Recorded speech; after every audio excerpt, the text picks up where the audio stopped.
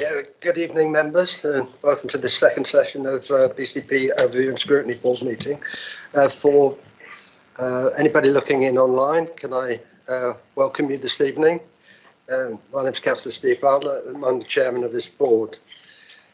So we'll crack straight on, and I'll ask Chris Howard if he would read out the housekeeping notice for this meeting. Thank you, Chris. Yes, thank you, Chairman, members. To ask you to please note this meeting of the Overview and Scrutiny Board is being recorded by the Council for live and subsequent broadcasts. Will be published on the Council's website for a minimum of 6 months. Please, could everyone present follow these ground rules? Only speak when invited to by the Chairman. If accessing by Microsoft Teams, please always turn on your video function when invited to speak and state your name unless introduced. Please use your microphones when speaking, and please mute and turn off your microphone when you're not speaking. If accessing via Teams and would like to speak on an item, please do so by utilising the raise your hand feature in the bar at the top of the Teams window. Please refrain from using the chat window in Microsoft Teams except for recording a proposed motion. And if a vote is required on any issue, this will be carried out by show of hands. For those in the room, please note if the fire alarm sounds, then exit the building by way of the nearest available signed fire exit route and make your way to the ground floor of the multi-storey car park. Finally, please ensure background noise is kept to a minimum and mobile phones and other devices are turned off or switched to silent for the duration of the meeting. Thank you, Chris. Agenda item 1, apologies. Do we have any apologies, Chris? Yes, thank you, Chairman. We have apologies from Councillors Tony O'Neill and Councillor Chris Rigby, which takes you on to agenda item 2. I have not received any notifications of substitutes thus far today. Thank you. Agenda item 3, declarations of interest. Do any councillors have any disposable pecuniary interests or any other interests on any items on the agenda?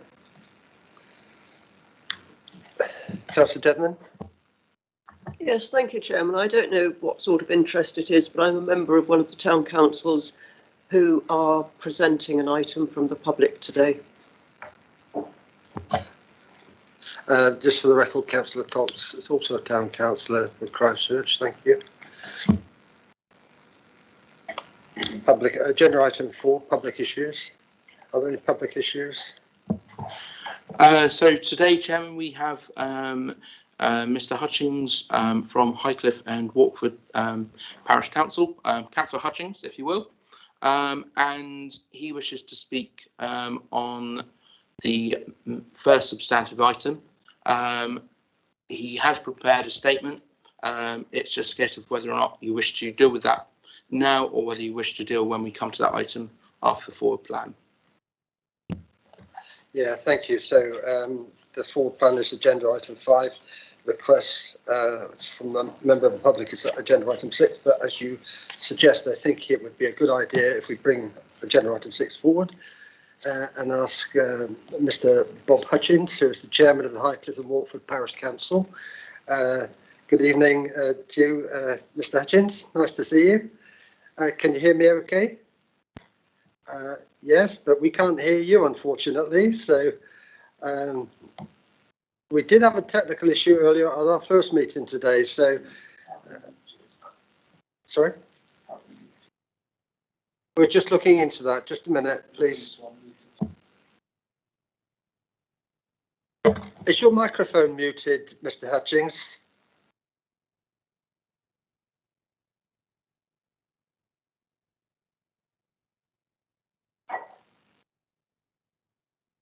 No, we can't hear you. That. How's that? Yes, Aha. we can hear you now. Oh, I've sprung into life. Okay. Well, can I ask you to present the reasons why you wish to put a member in front of the, put a proposal to the Overview and Scrutiny Board? Thank you. Thank you, Mr. Chairman and members.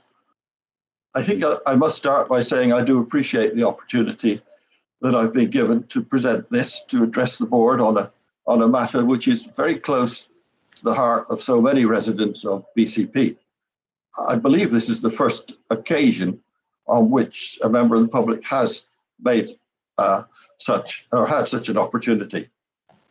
Your 5 local councils in the area, Christchurch, Highcliffe and Walkford, Burton, Herne and Throop and Holderness, have all worked together to prepare this request to you. And what we're asking for is a review of the present system for discharging the council's statutory planning function. We've submitted to you an independent report that we commissioned from Joe Witherton, our planning consultant. And we've also provided details on your request for consideration form. We believe that a change to the existing committee system would significantly improve the confidence that the public has in the decision-making process. And we ask you to give this request your serious consideration. Thank you, Chairman. Thank you very much, Mr. Hutchins.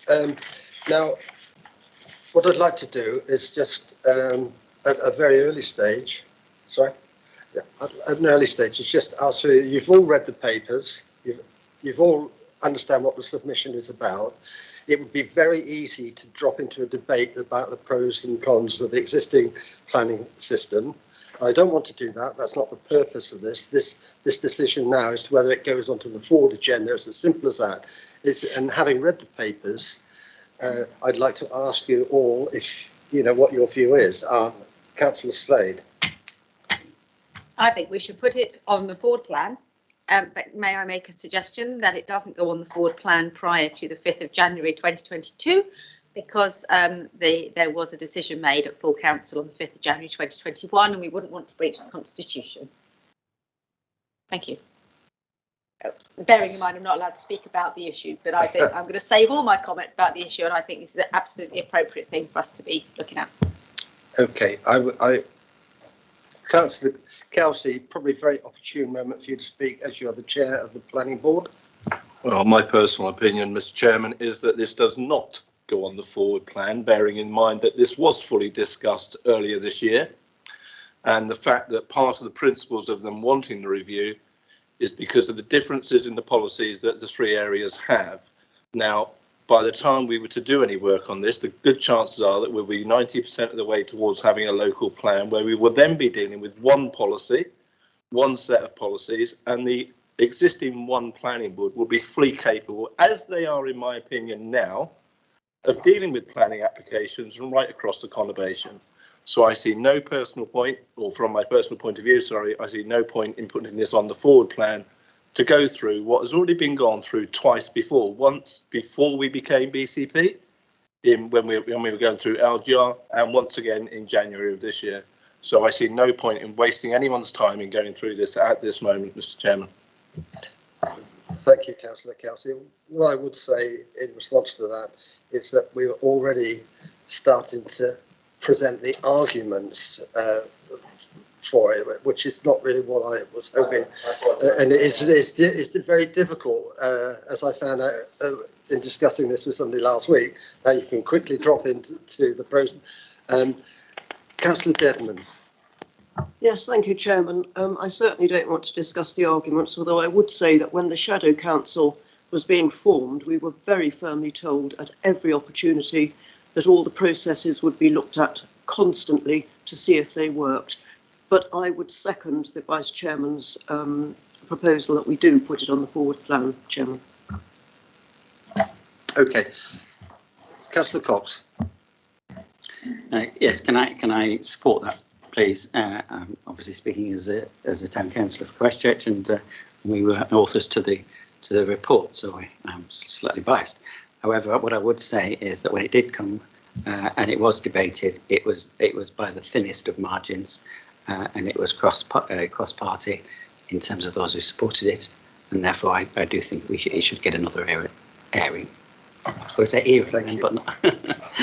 Thank you, and of course we also have the Throop and Holderness Council as well added into the equation now, which we didn't have last year. So without any more debate, and nobody else wants to speak, I would just like to take a vote on that proposal. And sorry, who was it that proposed it? Vicky, wasn't it? Vicky, the seconder for that. Okay. Sorry, Councillor Dedman. Okay, all those in favour of it going on the forward plan? 1, 2, 3, 4, 5, 6, 7. Those against? 1, 2, 3, 4. Okay, so As it is going to go on the forward plan, may I suggest that they rewrite this report, because this report they've written is very disparaging towards some of our officers in the planning department, saying that they pretty much are not trustworthy or not capable of doing their jobs properly. And I find that very disrespectful of both officers and of members of the planning board. as I said, it's very easy to get into the arguments presented. I'm just following how other members of this board go, Mr. Chairman. So, yeah, I'm sure Mr. Hutchins will take a note of that comment. And I think what I would like to do is discuss further with Vice Chairman when it sits on the forward plan. One of the reasons for that, of course, is we do have we have a couple of papers coming through on the future organisation of the planning committee in November.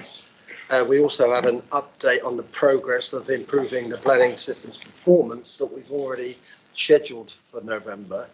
And so, you know, it might actually be an opportune moment at that point to include this in it. But that's something I think, if you allow me to take away and discuss with the Vice Chairman, see when the most appropriate point at which we can put it on the agenda. So, Mr. Hutchins, yes, the Overview and Scrutiny Board will be putting it on our forward plan. We're not sure exactly when that will be, but we'll be in touch to let you know when that will happen, and we'll be inviting you back again then. Thank you.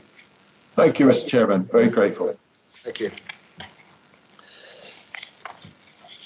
So, members, let's just go to back to agenda item 5, forward plan. Now, I'd really just like your comments at the moment on the forward plan. Just for your information, you've probably noted that the Cabinet forward plan was republished on Friday. Now, you will not have had chance to study that. And whilst I've had a very quick look at it, Vice Chair and I have not had a chance to decide if any of that should be coming forward. So we will be holding another meeting in the very near future to go through that and see how that might affect the forward plan as it's currently agreed. I don't think there'll be too many changes, actually, having had a quick look at it from what we've got. Although looks like Councillor Slade is going to disagree with me.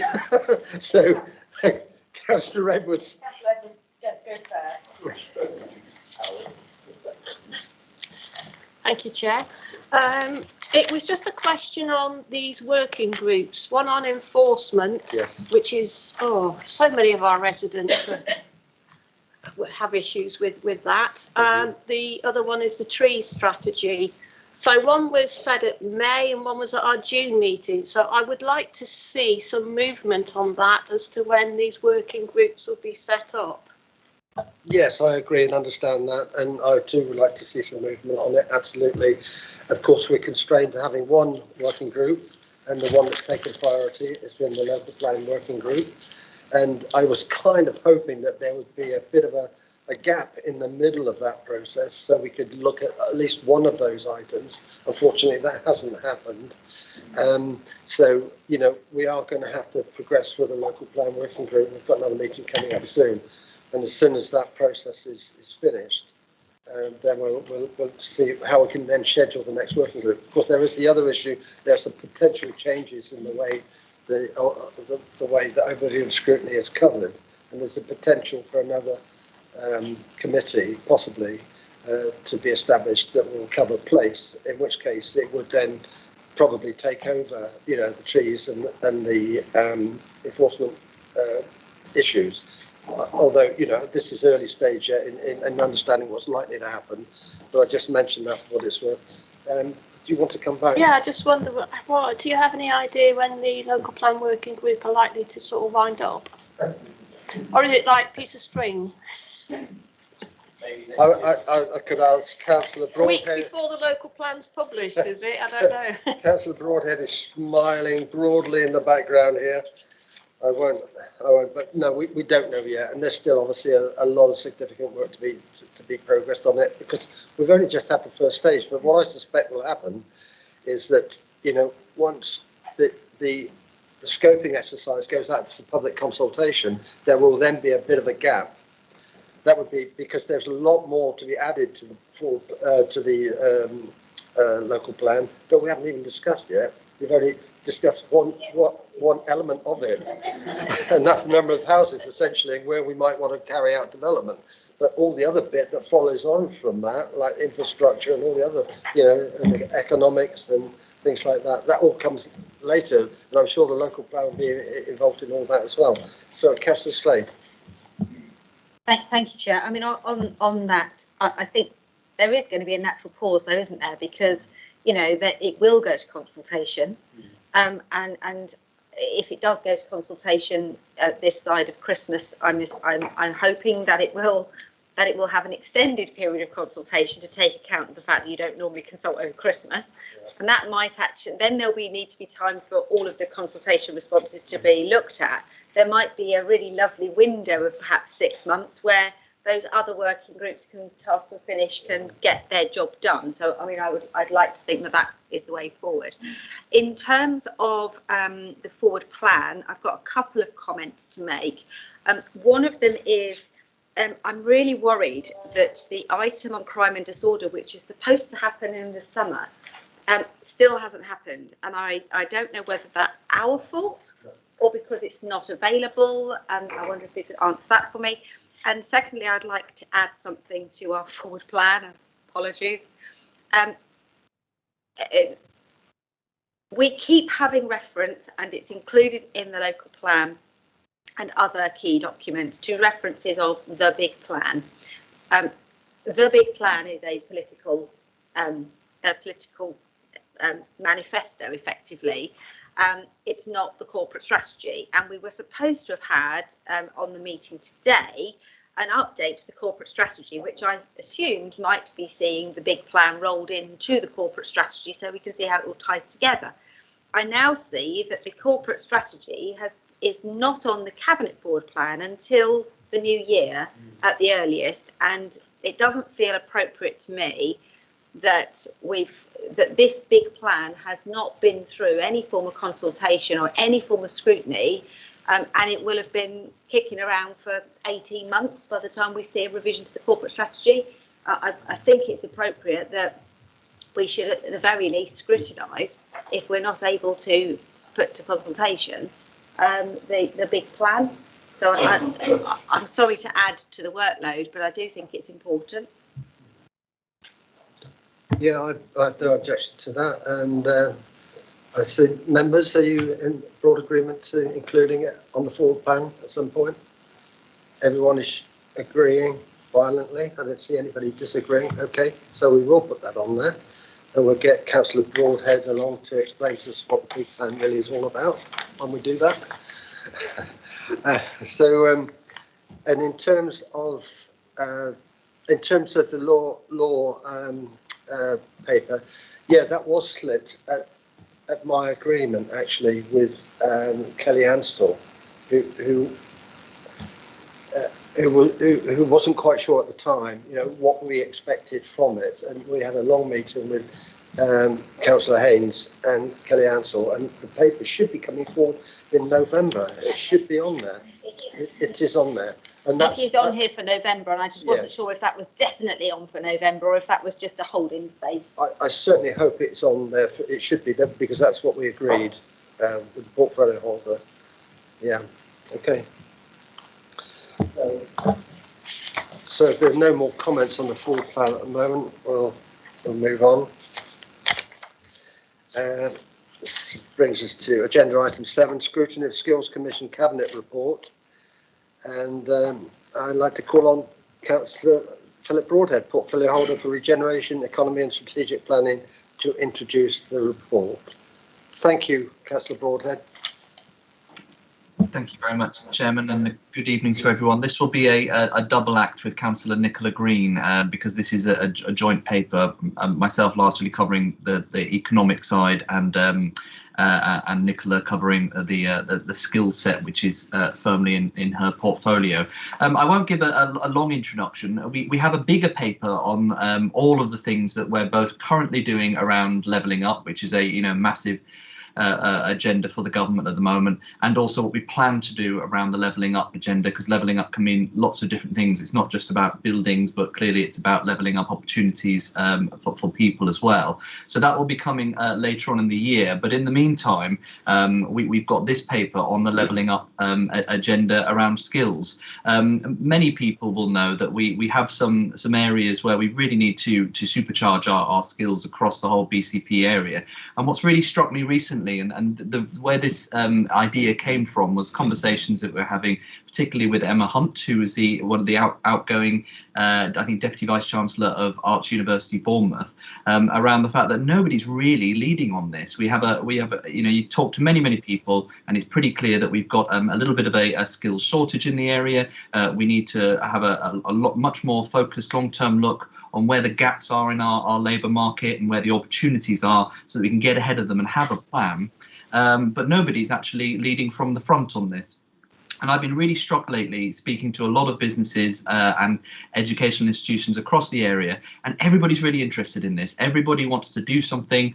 We've been having lots of conversations recently with some of our major industrial players who are really keen to get involved, even so far as giving up some of their own real estate to help in the skills agenda, but nobody's pulling it together. So what we've tried to do with this paper is to be that first mover and look at setting up a skills commission that would be jointly set up between the two councils, Dorset Council, Bournemouth, Christchurch and Poole Council, and working closely with the LEP in order to try and pull some of that coordination effort together to make sure that we're looking at hard look at what our skills shortages across the area, and then crucially bring together all of the key players who are really keen to actually get involved in this and pull something together to get some outcomes.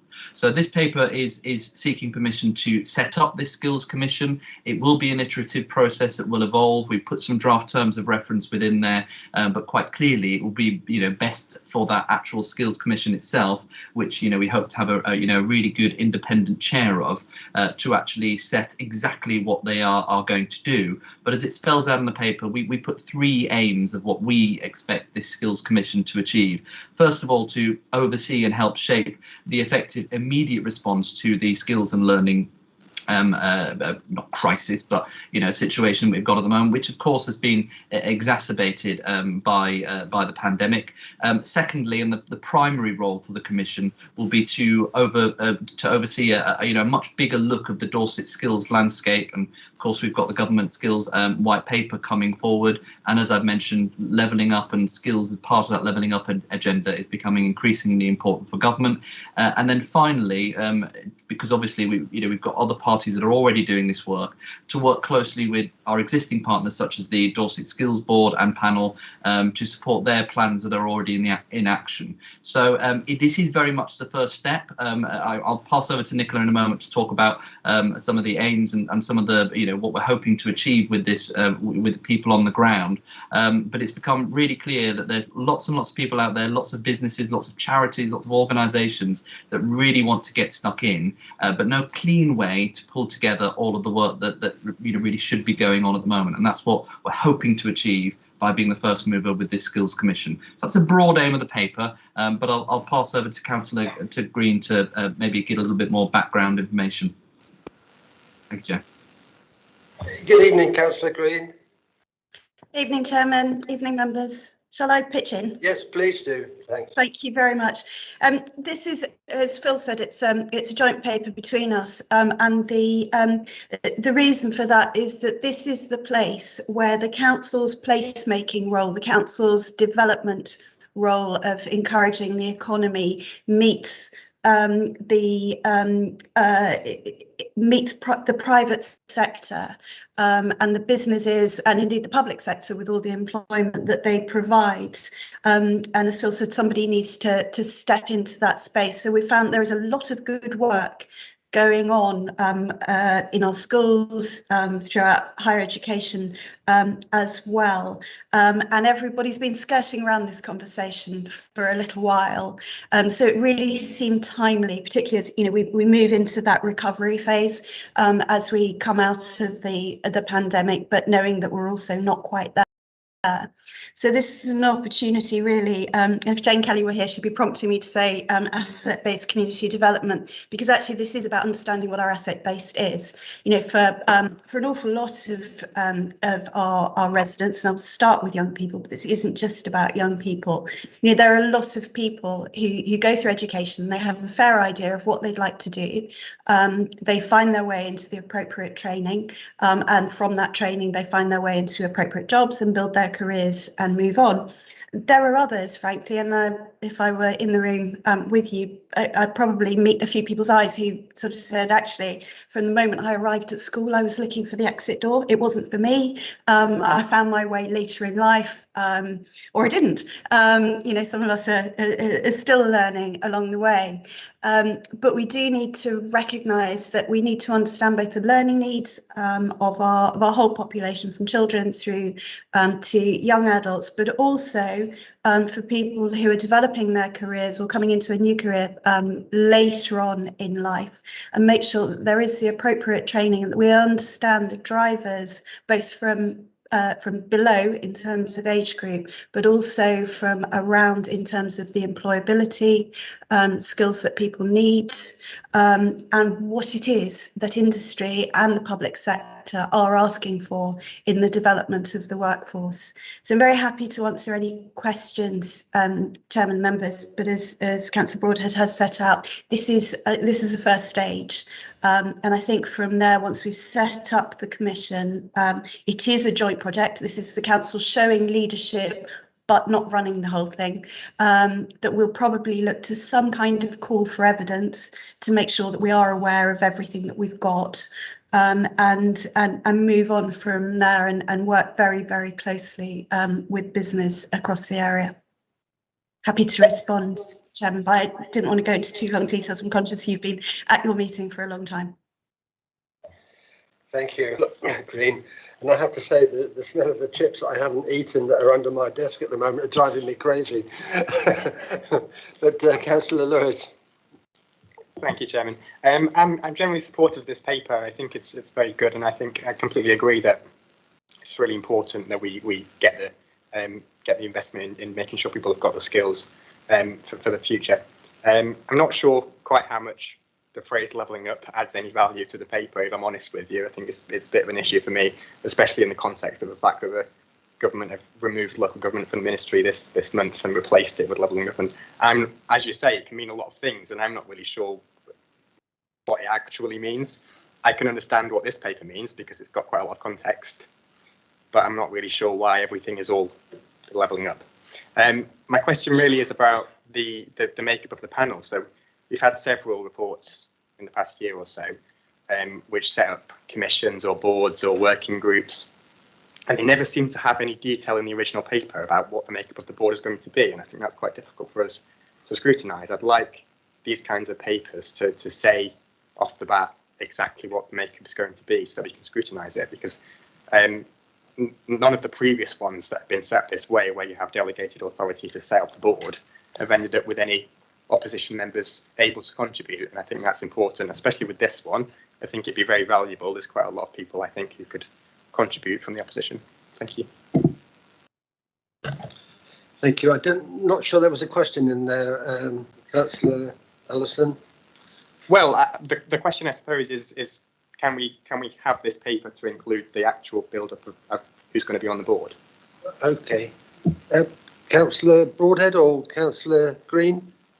I'll go first, if I may. I think just for clarity, it's worth pointing out what this is and what this isn't. This isn't a joint work with Dorset Council where a load of councillors sit around a table and decide what they think the skills agenda should be in the future.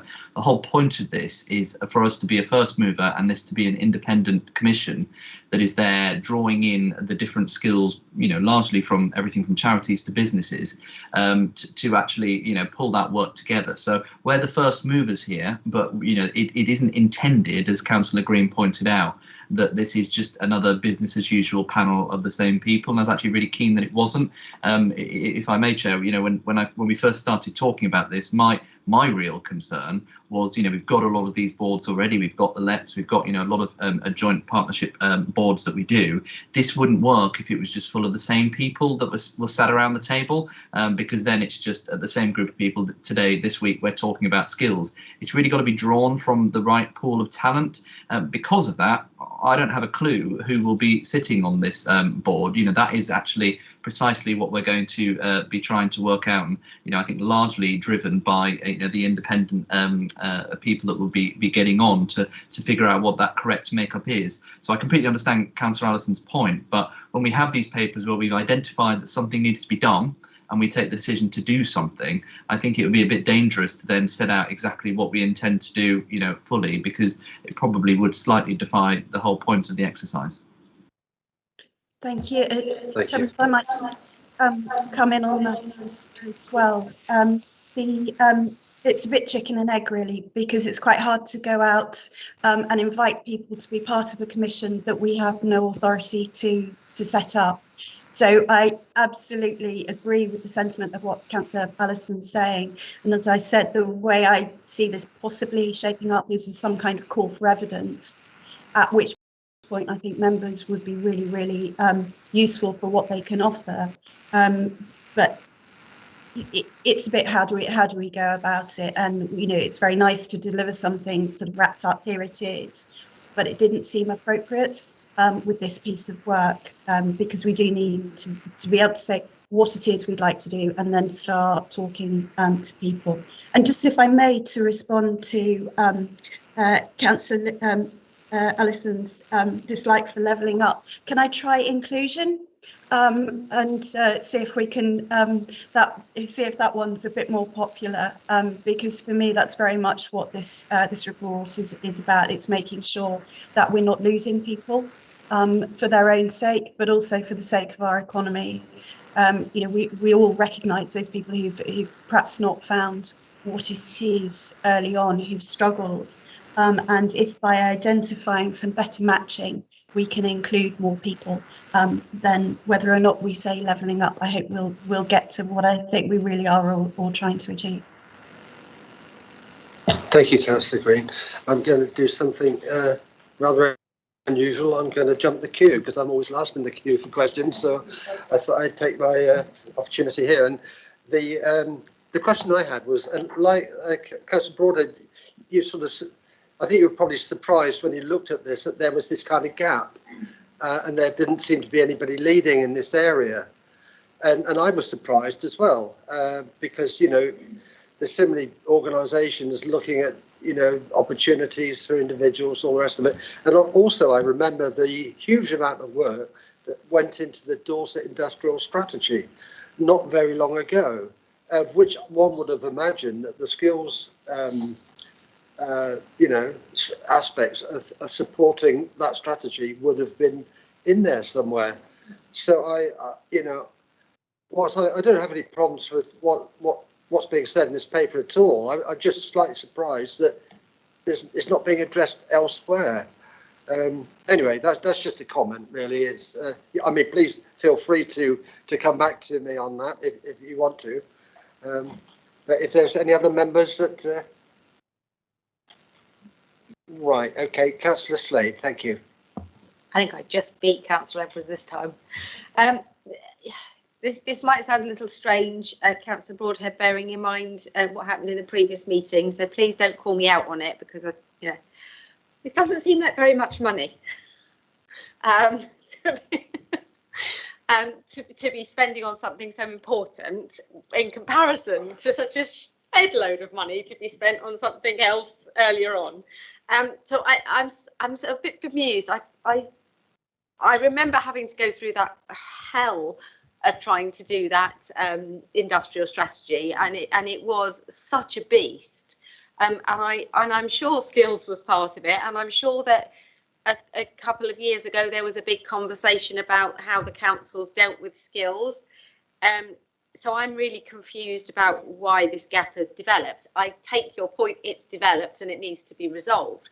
But I'm wondering why we didn't take the opportunity, or we're not taking the opportunity of some of the ARG and the bounce back money to invest in skills, bearing in mind the adult element of the skills is about reskilling post-COVID with all the changes with furlough, and whether there is actually other money coming from other sources. I thought that ARG4 was around the corner. I think that was indicated, and of course we've put some money from ARG4, haven't we, towards the high street. So is there no opportunity to put those together? And the other thing that just bothered me a little bit is the colleges don't appear to be part of this group.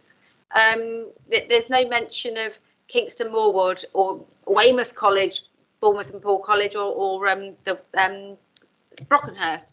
And I feel like if we're talking about reskilling and upskilling, particularly young people who don't do well at school, I would have thought that those base level colleges and the I don't know if Paragon still exists, but the apprenticeship providers should be really key partners in this. And I hope that is an area which has just been missed in the paper, or I've just not read it very well. But very happy to be corrected. But this is absolutely key. If we don't get skills right, then our ageing population is going to become a major crisis. And I think we should be investing more in skills and not less. So good work. Thank you. Councillor Green or Councillor Broadhead? Councillor Broadhead, yeah. I'll just answer a few questions, if I may. Well, first of all, in terms of the government grant funding, the ARG streams, as that Councillor Slade references, I mean, it came with lots of restrictions, as we all know. We had to develop schemes for it, and actually a tremendous amount of that was pointed towards skills. So we, as part of that, we funded the BAHA, the BH Area Hospitality Association, to do a bit on skills within the hospitality industry. We focused, we supported BCHA, lots of different businesses and charities that are all doing work on skills. I think the problem we might have in this area, and actually pretty well summed up actually by yourself, Chair, is that there's actually there's a lot going on. It's not that there's a paucity of people that are wanting to do stuff in skills. It's just we kind of sense that there might need some extra coordination, and part of the reason this is a time limited skills commission rather than our new all singing or dancing skills strategy is because I sense that with with some curation and fostering, that this, we shouldn't need to look after this forever, because we're not in a situation where we're in a shortage of people that want to help. You look at similar examples. You look at the amount of extra coordination we got through the COVID period with all the different volunteering groups, all of whom are doing tremendous work. And then, largely through the product of necessity, we came in and went, oh, actually, let's just all work together a bit closer. And bang, gosh, we had just, an amazing response, an amazing level of coordination that we've never had. I know we've had it before in some of the things that we've been involved with things like rough sleepers. We've got tremendous amount. I'm always surprised at how many rough sleeper and homelessness charities and people there are out there. What we've found in the past is they're all pointing in slightly different directions, or worse, duplicating, and then actually not getting the best bang for your buck. But I think what really drew it out for me was a number of businesses approaching, us in particular, saying, we've got some stuff we want to do. Is anybody else doing it? Where do I go? And there was no clear place for this to land. An example, we met BAE Systems recently and went to look at them, and they've identified that they've got a bit of a skills shortage looming in their industry, and of course they're one of the headquarters is here over in Christchurch, and they're a fantastic industry to have locally, and they want to do something, but they don't want to do it alone. So I think the point of this is just about an extra level of coordination. The reason it's not a huge amount of money is that we're doing it with partners, and we're not trying to create something completely new here. We're just trying to do those 3 pieces of work that I talked about. And I think the key is just pulling it together and having that sense of coordination. The effort and the resource is already out there. We just kind of need to make sure that it's slightly more brought together. Okay, members, anybody else? Councillor Edwards, and then, sorry, was there anybody else? Okay. Chairman, apologies. I was going to respond to Councillor Slade. Okay, sorry, Nicola, go ahead. No, sorry, we promised not to do a double act on everything, but just to come up very, very quickly. I've got 4 points written down, Councillor Slade, and I hope they'll help. Why now, given that we did the industrial strategy? There's 2 points on that. The first answer is COVID. It absolutely has been a game changer in terms of what businesses are feeding back to us, what the public sector is feeding back to us, and what children and young people are feeding back to us. And then linked to that is that you don't do this once, and that's that. I mean, it needs to be done properly, and we won't be doing it again in the next short while.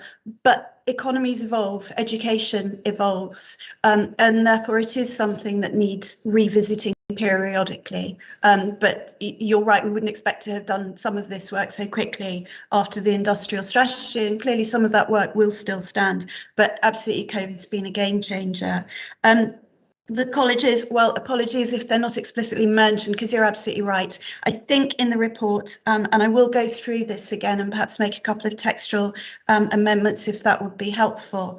I think we refer to higher education, and for me that's the colleges. That's exactly what we're talking about. And perhaps if we'd simply capitalise those words, it might not have looked like an omission, so apologies. I will make sure that is picked up.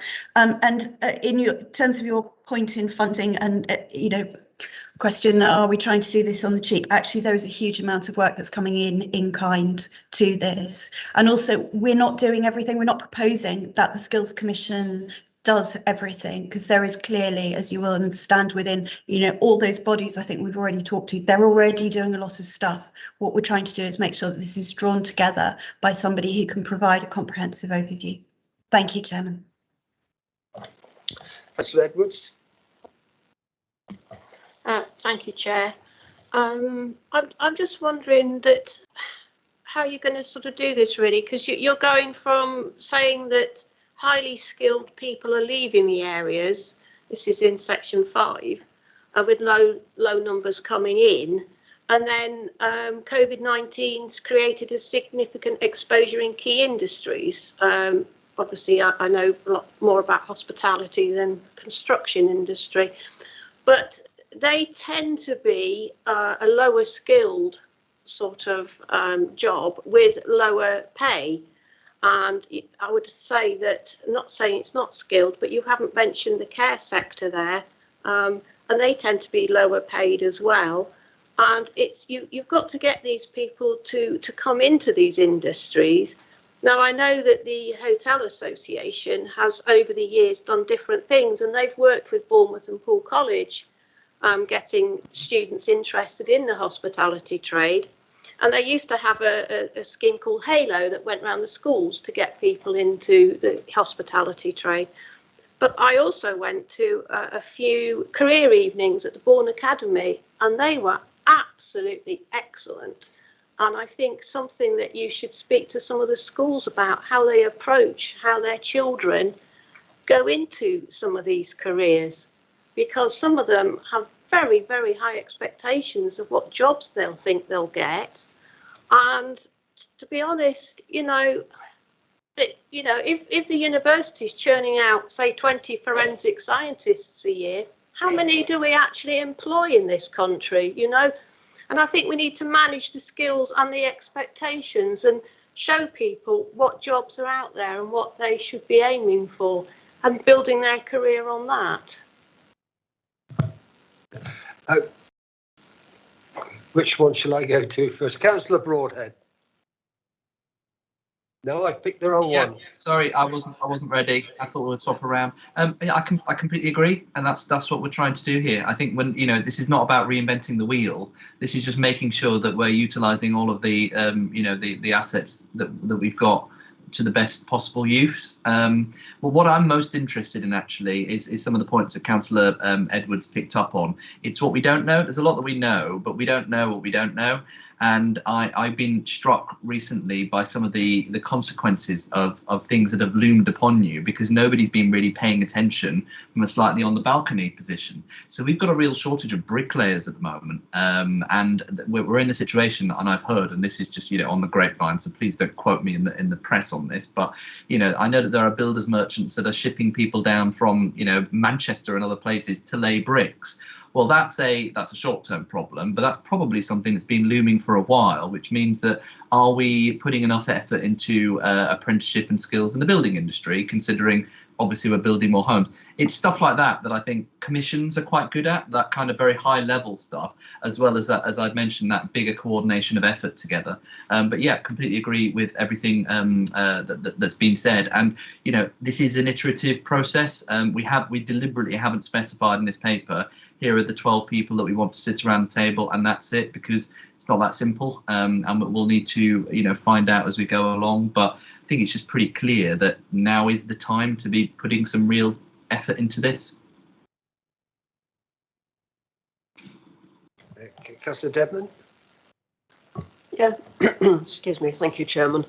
Yes, I'm more concerned with the timescale of this because I notice, at least I think I'm right on this, that it's starting up in November 2021, which, if I'm right, is next month, and it's reporting and winding itself up in September 2022.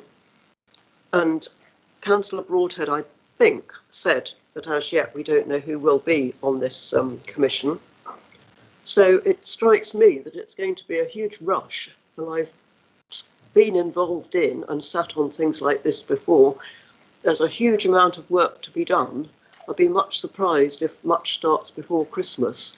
And I'm just worried that if it's not finished by September 2022, is there a process for carrying it on until the job is done properly, rather than say, oh, well, we've done our best and we haven't got it right? Because, Councillor, well, in the report it does say, I think it says, we need figureheads, we need high-level business people. I'm hoping that Councillor Broadhead has found some of those people, because otherwise are we going to be searching in November? Councillor Broadhead, is that one for you? I'll give it a go if I may. We call this time limited because we hope that we won't need it after that. But actually, if it works, why shouldn't it continue after that? But obviously, our intention at the moment is just to get something up, pretty speedily. One person's rush is another person's period of intense focus, I suppose, is the way to look at it. So I certainly don't intend that this is, I don't see it as, oh, let's get some people, oh, we'll write a report, oh, good job done, haven't we fixed skills? That's not what it's about. But you have to start somewhere. I don't know whether either we've got Chris Shepherd on the call as well, who's been involved in this about some of the, because again, this isn't just us. This is already, it's a joint piece of work with the LEP and Dorset Council as well. So I don't know, Chris, in terms of the the activity and what comes next, we've been doing a lot of work behind the scenes on this with partners, haven't we? Yeah, absolutely.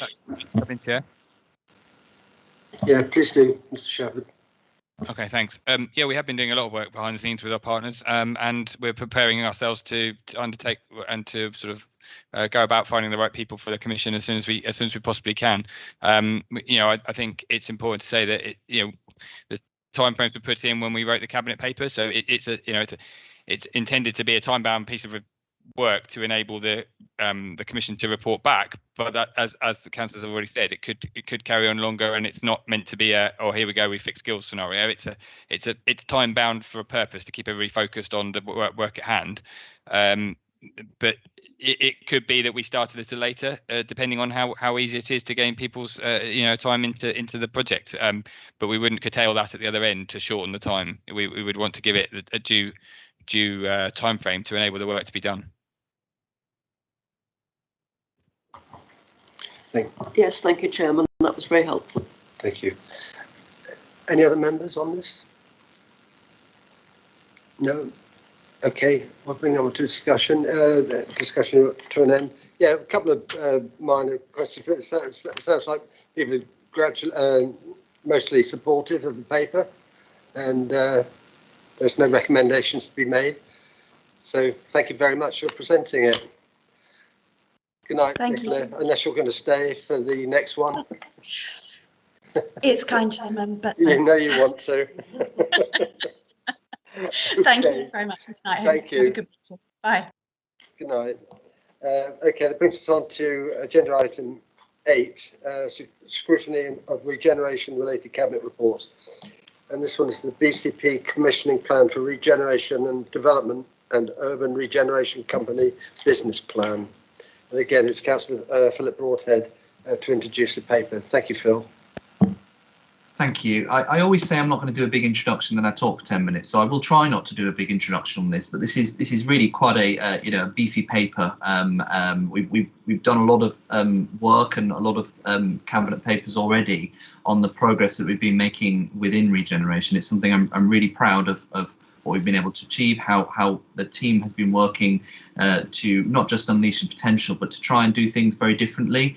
And the very fact that within a year of being in administration, we've not only created a whole new wholly owned urban regeneration company in Future Places, which is now firmly up and running as some of the brightest talents from across the country, but also that they're doing something very different. It's a bit of a shame. I hadn't quite realised that the full Future Places business plan is in the confidential appendix here, because I think it gives a really good summary on in that first half of that document on the stewardship approach and how we're going to be approaching regeneration very differently. It's not just purely about project acceleration, although clearly that's a part, but it's also about thinking about it in a much more long-term way. Short-term development, which is the kind of norm across the country, is very reliant on investors and landowners securing planning permission, either then getting a consent, getting some funding, building it out, and then either renting it out, as increasingly happening, or selling on. And there's nowhere in that business plan that sees a value in added placemaking and infrastructure investment. There's all the things that we want to actually see as a place curation. We have the ability to do that, and that's firmly embedded into what Future Places is going to achieve. So within this paper, this is the kind of the business plan that we've been waiting for Future Places in all of its glory. I mean, they've only been up and running for a few months now, but you can see already the intense amount of work they've been putting around all of the scoping of the different sites that we're giving them. And of course, it's not just about development sites. They're also being our kind of strategic brains of a lot of that placemaking agenda, as it says in the paper, across the council. Probably more, almost as important, however, is the commissioning plan that we're introducing here. And I think I hope members will be impressed about the amount of time and effort that has gone in to not just saying, right, okay, we know what we need to do with regeneration, we've created the new company and just release them into the wild, but actually having extra layers of governance and plans and direction around how that is going to interact with the council, how the council are going to take this quite new approach in terms of commissioning, how that is going to operate, all the layers of governance that will entail, and also how that works not just with Future Places, but also with our other regeneration enterprises such as the Bournemouth Development Company, the Boscombe Towns Fund, etc., etc. So there's an awful lot of work that has gone into this to show the kind of final version of what Future Places is going to start to achieve, but B, how that is going to interact with the council and make sure that we have, you know, firm control of our regeneration aspirations and you know, a very, very detailed process for how those are going to interact with each other. I could probably talk for another 20 minutes about it, Chairman, but this is packed with information. You know, there's a lot of detail in there about how the staff structures, etc., are going to work. I've got, unfortunately, we don't have Dave Anderson, who's our interim director of delivery, with us today, who, you know, if I could just pay credit to him, has been a driving force, particularly for a lot of this commissioning plan. And I think we can see the power of having some real experts in terms of putting this together. You can see in these papers what that actually unlocks and achieves. But I do have Sarah Good and the Chief Exec with us today, who can answer any of the more detailed questions if we so need. But happy to take any questions. But you know, I think hopefully we've had a lot of papers. This is the final part of our regeneration agenda, fully formed for everybody to see. Thank you, Chair. Thank you, Councillor Broadhead. I can't believe you could speak for another 20 minutes on this. Right, now I'm aware that we have a confidential annex here on this report, and I think that we could probably get into some of the confidential areas very, very quickly. So if you're in agreement, I think that we should probably go into confidential session immediately. But I want to see your view on this before we do that. Councillor Howe. Yeah, I mean, actually, a lot of what is in the confidential appendix is actually in the report. So I think it should be quite easy for members really to avoid the elements which are in confidential, which are presumably essentially just financial requirements. Any more views? Councillor Slade. I feel quite strongly that we should stay in public session. This is a massive strategic thing to be doing, and if the public think we're not letting them listen to it, then they'll start thinking it's something that it's not. So okay. I would rather we stayed in public for as long as we can. Okay, I think with that then, if we just bear in mind that, you know, it would be easy to slip into the debate about some of the confidential aspects of this report. So we will stay above the line, but, you know, please, if we encroach on that area, then we will have to go into a confidential session. Thank you. So, members, anybody want to kick off? Councillor Edwards, thank you. Thank you, Chair. Can I just ask a quick question? There's no mention of the old Winterbourne Hotel site next to the BIC. Is that not going to be included at all in this? Are we handing it back, or what are we deciding to do with it? Councillor Broadhead.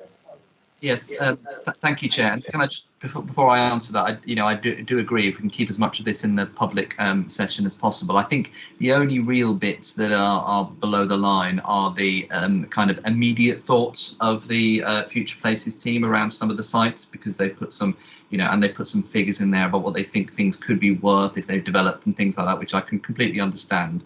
But I will work with officers to figure out how much of that business plan can be made public, because I think they should be very proud of the work they've done there as well. So more than happy to try and keep it all above the line, so to speak. What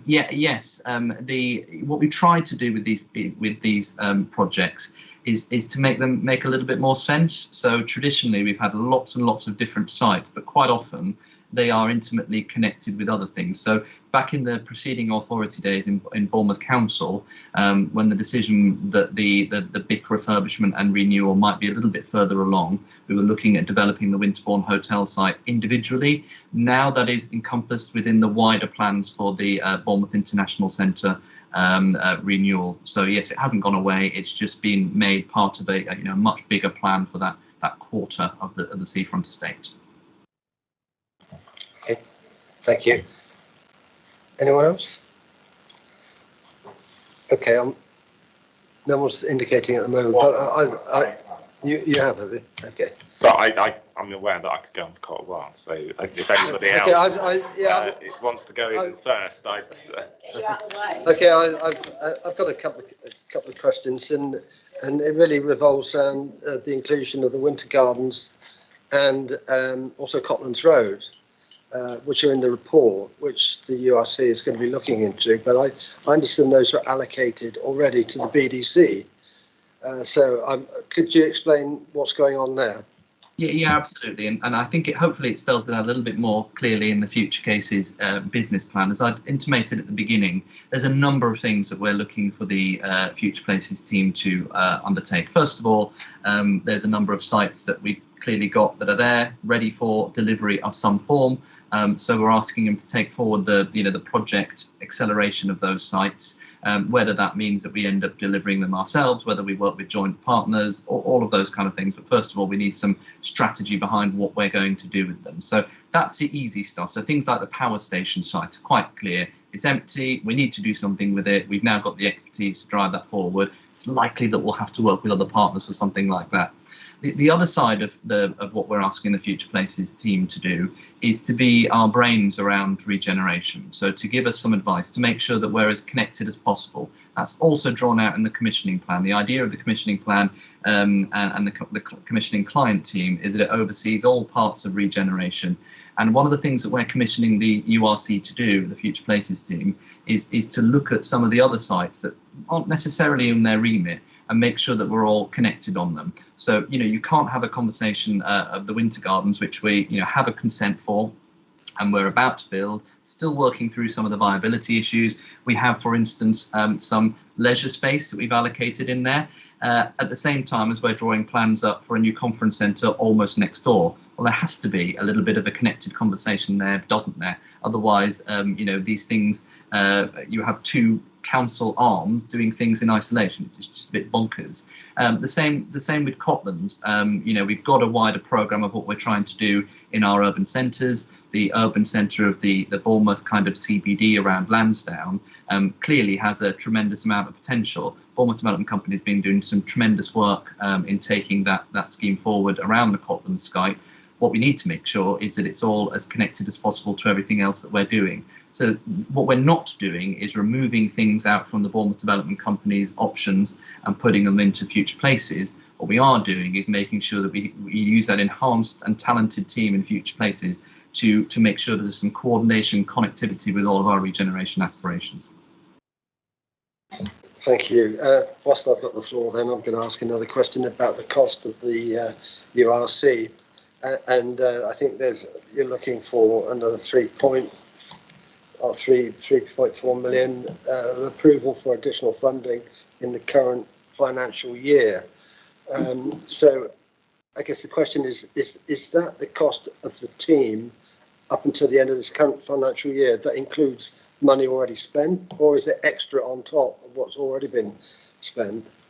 The second part of the question is the lead time to the developments is going to be years, and we're setting up here a costly, and I accept you're saying it's necessary, a very costly and fairly substantial organisation at a time when the pressure is going to be on containing our costs, particularly in terms of the transformation programme and the MTFP net budget shortfall. So here we got, at a time when we're really looking to trim the council's costs as far as we can to make sure that we can maintain the budget, but at the very same time we're investing heavily in the future. And I know this is an ideological type of argument here, but bearing in mind the discussion we had this afternoon, I guess it's a question of confidence when we can actually start to see some return on this substantial investment on projects which effectively will probably take years to start coming in train. I know that's a fairly broad question, but hope you can have a stab at answering it. I'll give it a go, Chairman, because it's the right question to be asking. First of all, in terms of that extra financial investment, this is not new. We actually already took this through Cabinet last month. All this paper does is reiterate that in readiness for its approval by a full council. So this is not an additional cost on top of the cost that we took through Cabinet last month, just to give that clarity. And the what that actually means and the breakdown for that can be found in the report itself on just before paragraph 42, where it shows that yes, clearly a certain amount of the cost is for getting the Future Places team up to the level that it needs to, and I'm actually really proud that that's been accelerated. So rather than it be a few members of staff now, we're actually getting it up and running much quicker, which I think is a sign of success and actually a sign of the level of opportunity that they've got, because each time when you bring people in, you find more opportunity. So there's a number of more sites that keep getting added to this, which you're right, initially may be a bit of a cost burden, but ultimately, we've gone from maybe we might have up to £2 billion of GDV notionally in the sites that we're looking at to it's probably going to be between 2 and 3 billion. And then since then, we've acquired the Carter Ski Scheme, which not been a Future Places project that they've been involved with. And we're looking at new acquisition projects that they're leading on as well. So it is growing, it's growing quick, but that table gives the breakdown of where those extra funds are going to. And a big chunk of that are development enabling costs, which are inevitable, when you're looking between 2 and 3 billion pounds of major projects. What will happen as time goes on is as soon as you can build these up into broad business plan, those costs become have the ability to capitalise them. So it stops from being immediate revenue pressures to capital costs that then we can release in other ways. So that will happen soon. But also the longer term aspiration, you look at some of the we talk about how innovative this is. I think it's innovative in the scale that we're at, and I think it's innovative in the way that we're approaching it, first and foremost from a placemaking point of view. We're not the only urban regeneration, local authority-owned urban regeneration company in existence in the country. And, I give the example of Barking and Dagenham's Be First company, which is another wholly owned Teckle company that they've had up and running for a few years. That's now actually bringing significant profit into the local authority rather than being a cost burden. And that's, a handful of years old and is doing so with quite some aplomb. So it's pretty clear that, the business model will evolve over time. But yes, there will be some, short-term injection that we've got to put in. The other thing I think that, I'm really proud of what I think comes out in that business plan, is that on the one hand, you could look and go, well, when is our returns going to come through? Particularly, we've made a very big commitment that where possible, we're not just in the market for developing and selling. We're going to try and retain as many assets as possible. That can be quite capital intensive. And when are the paybacks going to come? And actually, one of the things that in the breakdown, I don't think this is not venturing into the confidential, but in the breakdown of the different sites that the Future Places team talk about in their business plan, you'll note that they're broken into short term and long term. Because one of the things that Gail Mayhew, who's the managing director of Future Places, was very, very keen on when she came in, was ensuring that we had a specific role for meanwhile uses or asset management, as she quite often calls it. So, you take for instance, the power station site. It's a chunky site with a quite a large chunk of concrete, which it turns out isn't that cheap to just get rid of. Who knew? And so it's going to take quite a while for us to come to fruition on what is the largest brownfield site on the south coast. Obviously, doesn't mean we can't do things with it in the interim. Things that not only bring that placemaking forward, so that regeneration starts now rather than in 5 years' time, but also can bring in income sources, which will formulate more fully into the business plan as we go in over time.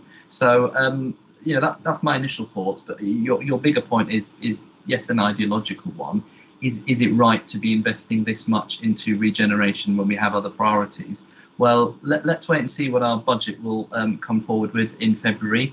We're doing a lot of work behind the scenes, and I'm really looking forward to some of the creative solutions that we're coming up with there, as well as the financial diligence that I think we've been able to impose. But I don't think it's a binary choice.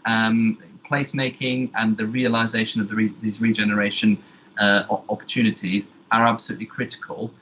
Doesn't mean you can't do it whilst doing everything else that we want to do as well. You've just got to be, quite clever. Yeah, thank you, Councillor Broder. For what it's worth, I have to say that the business plan is very, very well written. It was an excellent report.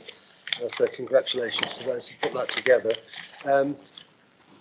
Members are Councillor Edwards. Thank you, Chair. It's just a query over the approval bodies on page 93. And it said you've got the BCP Future Places Gateway Board, okay, and then you've got BCP Council, depending on the size and scale of the projects coming forward. So it will either be the Cabinet or the Council providing approvals at this gateway.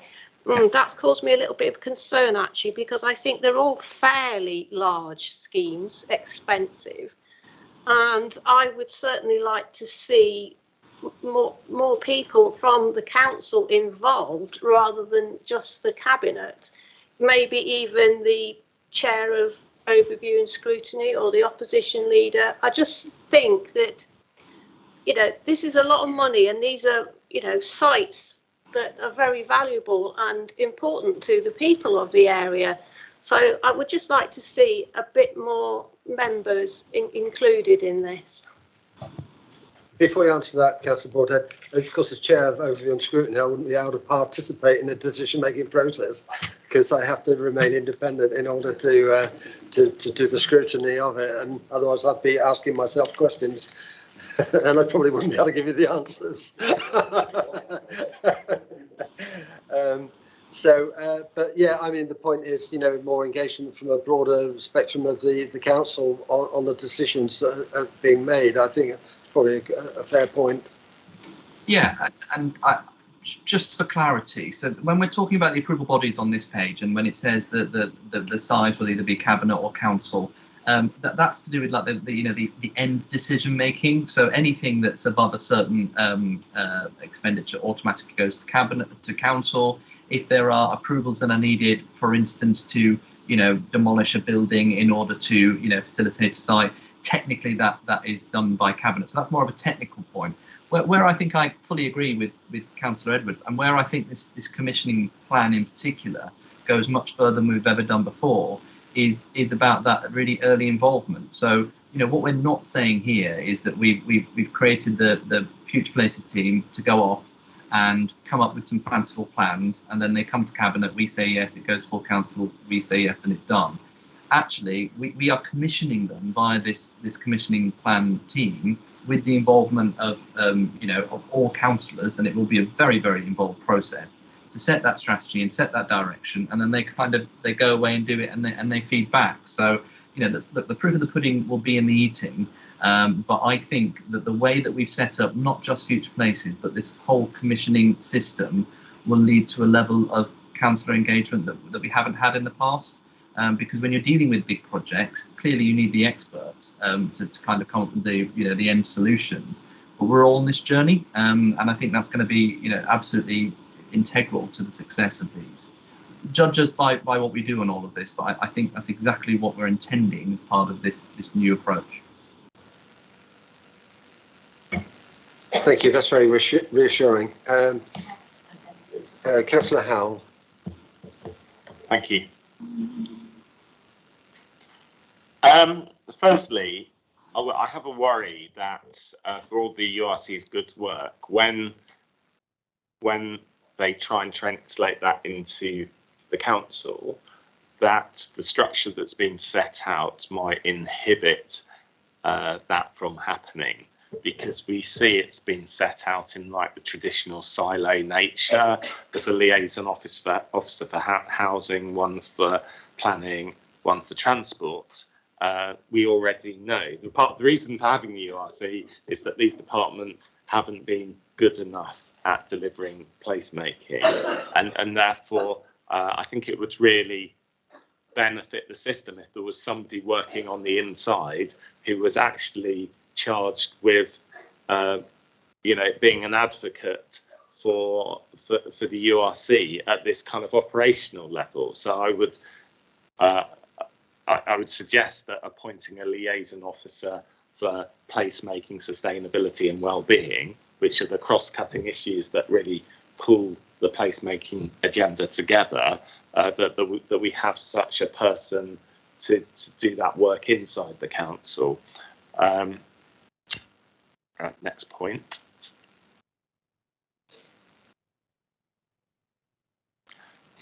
And there's a brief paragraph on culture in the report. but I think it's important to understand that successful regeneration sites are almost always founded on a strong, they have a kind of dynamic cultural force underpinning them, and often that stems from the fact that there have been existing artistic cultural organisations working within the area, perhaps even on the sites in the buildings that are semi-derelict and not being used for anything else. You know, we don't have those kind of buildings in a lot of areas of BCP because they get immediately turned over to developers, and we have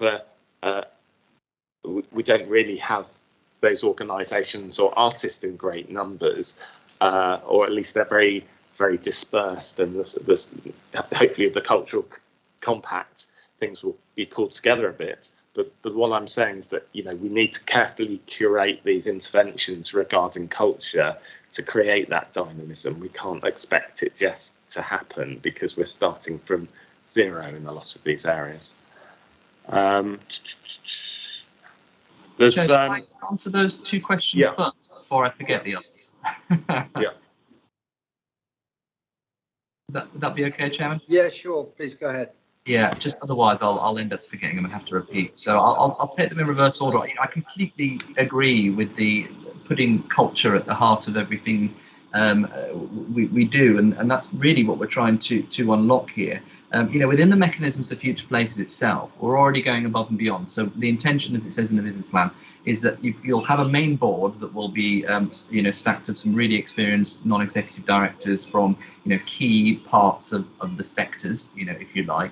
We're also intending to have an advisory board as well, and the advisory board, I think that's probably where we'll do a lot of the interaction that Councillor Howell talks about, on top of the obvious necessary kind of community consultation that will be done. But yeah, the whole point of this is that, you know, the kind of stewardship approach is that you get a better value out of, and you get better placemaking if you do things like take that longer term view in improving the cultural offering and all of that kind of stuff. That's how you do it. That's not what you get out of traditional interaction just with normal developers. And I think that's where this is a real step change from what we've done before, because you take some of these big sites that we now have. Had we not created this function, what would have happened would be, well, it would have been what I, and I'm not being political here, but what I inherited with the Towns Fund when I came into the Towns Fund. We came up with a lovely vision. When I inherited the Towns Fund project, we were on the verge of basically soft market testing with developers to say, here's our vision, now go on and build it. That wouldn't have ended up in the result that we really wanted with unlocking all of that potential and that kind of cultural driven. So that's why we've got the Future Places team involved in phase one of the Bournemouth Towns Fund deal now, precisely so that we don't have to do that default position that local authorities just by necessity quite often have to do and go, we don't have the expertise here, we've done a nice plan, let's pass it over to developers. And that's when you dilute all of that ambition. That's when it all comes out at that stage. It's not to say, Chairman, that clearly we won't be working with developers and contractors and partners going through, but it'll be on our terms, drawn together by our experience and with viability and long-term placemaking at the heart of it. So, completely agree with all of that. But if you really want to put culture at the heart of everything, you've got to make sure you can actually deliver and see it through to the end. Councillor Howell's first point was again, I agree with, the fact that we need a much more cross-cutting look rather than the siloed view we've had in the local authority previously. Precisely why the Chief Executive and I created the role of Director of Delivery, which Dave Anderson has been doing on an interim basis, rather than a Director of Regeneration. Because the whole point of that Director of Delivery role is that they are cost-cutting role, looking through all the departments. They are then heading up the commissioning plan, then they interact with both the BDC, the Future Places team, the Towns Fund, etc., so that you've got that one point of contact, exactly as you expressed, Councillor Howell, whose job it is to do that role. And that's why we call it Director of Delivery, because the whole point is they're not just in one silo, they're cross-cutting and they're delivering. We've now put that into a formal mechanism that they're then part and leading that regeneration client team and that regeneration commissioning team to then formalise the arrangements with our partners as well. So I think we're doing precisely what you've suggested. Should carry on. Yeah, well, I welcome those answers. I mean, I think that it makes sense what you've said about the delivery director, but I think it also needs to happen at a much lower level in the council to make sure that somebody is walking the floors and making sure that these departments go, that you know, in the actual doing of the day-to-day work, that somehow sustainability, well-being, placemaking at the you know, at the front of somebody's agenda when they come to work in the morning. Right, a few other points. The marketing plan, it's a bit vague in the document. Who, well, to what extent the URC is going to be involved in place marketing, and it seems that a lot of that is going to be undertaken by the council's comms department. Maybe I'm wrong, but that's the impression that I'm getting. But there's quite a substantial amount of money set in the budget for marketing, and so I really appreciate some clarification about what role the URC is going to play in place marketing. There are a minimum of 6 board positions. It's already been discussed and I think accepted the importance of having the council as a whole on board. I mean, it's just in terms of giving confidence to investors and developers and future residents. You know, they need to have the confidence that the plan is not going to change on the change for the administration. So I would hope that one of the 2 directors would be a member from a party other than the administration's party. I'd welcome some comment on that. And I think finally, I'd just like to say that I worry a bit that although the chair seems to like the process in the document, for me there is an awful lot of process in there, and the danger is that you kill the enthusiasm and creativity that is needed to deliver regeneration. So regeneration is incredibly difficult to deliver, and it can be delivered by people who turn up in the morning with the kind of energy and vision to be able to you know, to believe that they're actually going to succeed in that process, and that energy can be dissipated sometimes if people are just dragged back into, you know, normal council process land. So that is a bit worrying. Yeah, Councillor Broadhead. Yeah, thank you, Chairman. Yeah, so in terms of place marketing, the Future Places team will have, and currently are in the process of setting up their own. They're autonomous. The whole point of them was that, you know, they have a relative autonomy from the local authority. So we've had a local partner that's been working through the additional branding, and that piece of work is pretty much now done and is, you know, pretty evident through the business plan. So I hope you like. We then got we procured a national partner for their kind of bigger branding exercise, launches, and, you know, working out with investors and things like that. And I do think that is very tied into placemaking. You know, as I said at the beginning, Future Places isn't about taking forward 5 or 6 sites and getting them built. It is about placemaking. That's, you know, kind of, you know, it's in the title, you know, going out loud. So there will clearly be coordination with the council's effort, but I see a lot of that thrust of placemaking being channeled through Future Places, because it's precisely through that, you know, culture and regeneration piece that you really get the traction for the place that we're trying to create. So yes, they've got a budget. Yes, we've already secured a national partner for that. I think we'll be channeling all of the placemaking stuff through them. In terms of the board directors, you know, we have to remember that by having this commissioning plan, and this kind of deals in with the next answer as well, actually, is that, well, I'll do the last answer first, and then it will feed through to my answer for the second one. I completely, you and I are quite similar in that respect, Councillor Howell. If you're not careful, you kill the fun of the process, and I completely understand that. But we are dealing with, you know, huge sites here, huge expenditure. one of the biggest local authorities in the country. And we have to make sure that it's as fit for a purpose as possible in terms of that process. Where I think we can have our cake and eat it is that we've given the room with Future Places to have that freedom and that flexibility to do all of the things that you've said, that creative, and there's professionals in this industry need to have outside of the fun police, if you like, in the council. But by having the commissioning plan, we've said to them, go and do all of that, but we're setting the parameters of what you're going to do. And so that's why I say having our cake and eat it, because we've got the real control over a local authority point of view, over the sites, over the overall direction, over approving it or not approving it. But then we're letting the talented people have that space that you described to be able to do that. And that brings me back to that second point about the board directors. We want that company to have the relative autonomy within the parameters that we set to be able to get on and do that. Therefore, there will be 3 board directors on the main board from the local authority: the chief executive, the leader, and the deputy leader.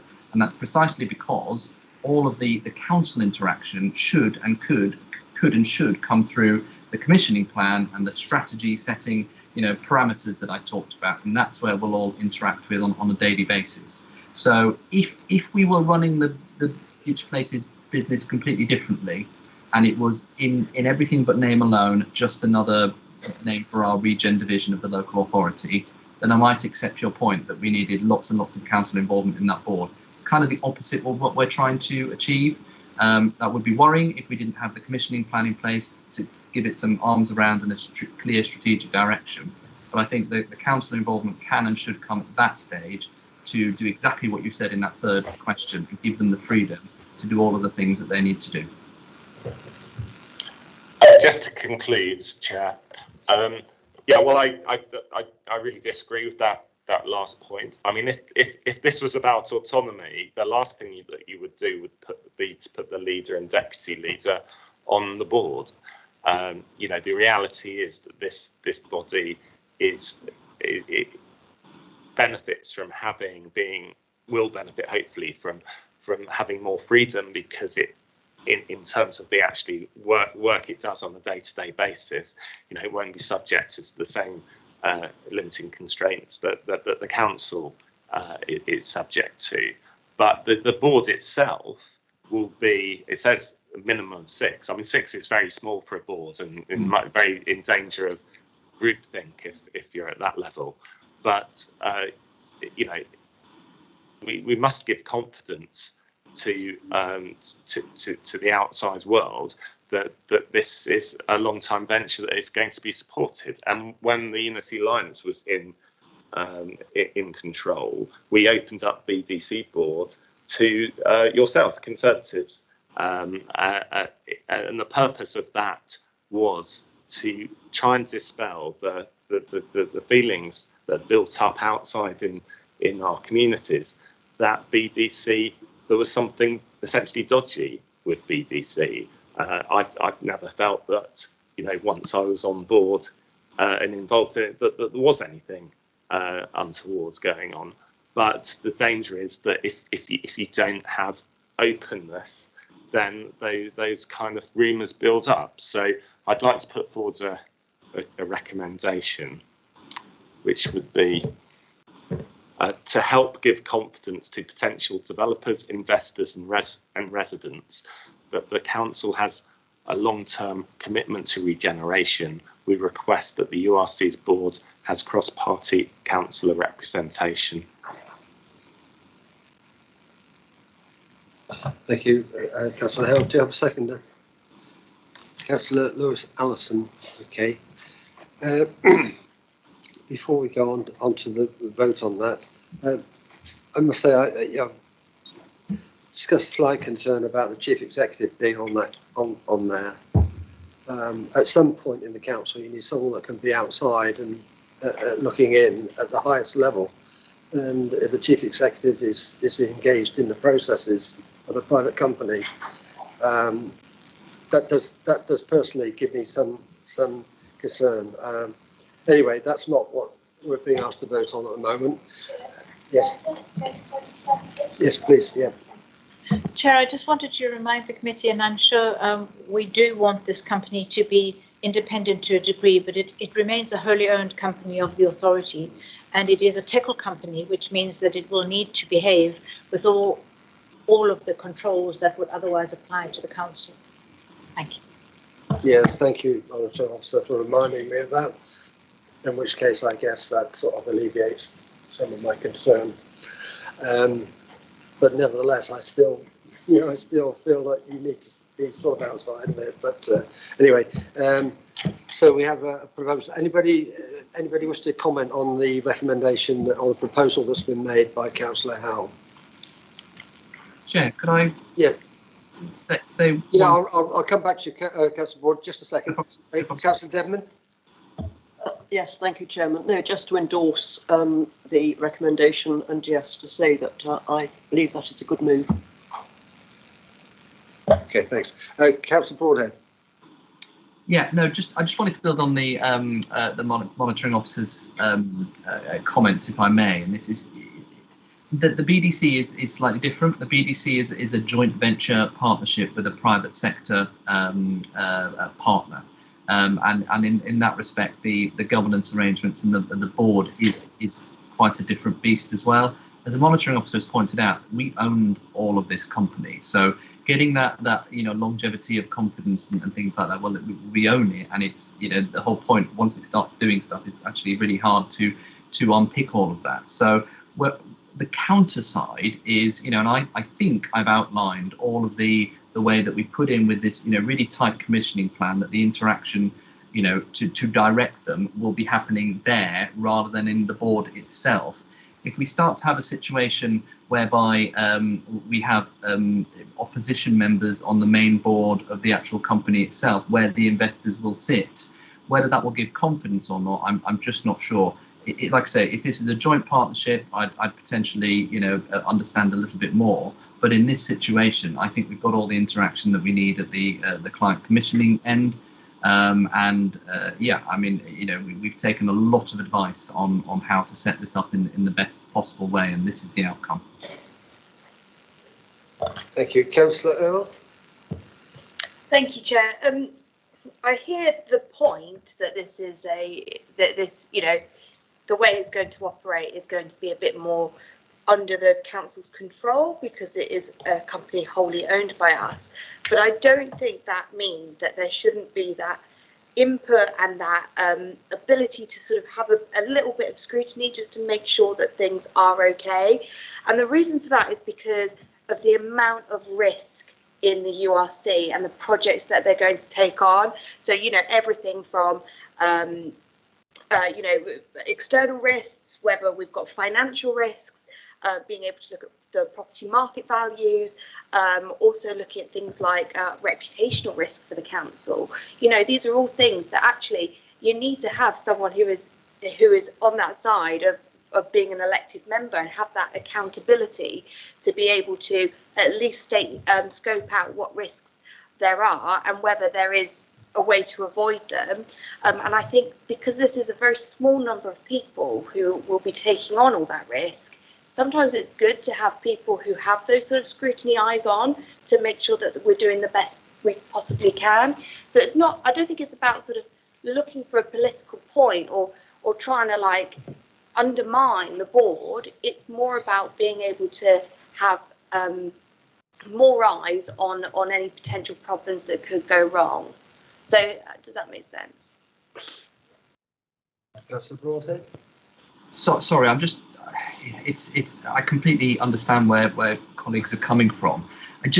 What I would urge you to do is read through both the Future Places business plan and what the board of that is intended to do. The board of that is to give some outside experience into the function that the council, via the commissioning plan, is commissioning them to do, so that then the council can look at it and make the decisions. So the board of the URC and the advisory board, the whole point is to give them the freedom and the space to do the things that we ask them to do, and then look back. So it's designed very much as Councillor Howell pointed out in his position, we need to give them the space to come up with the solutions that we've asked them to come up with.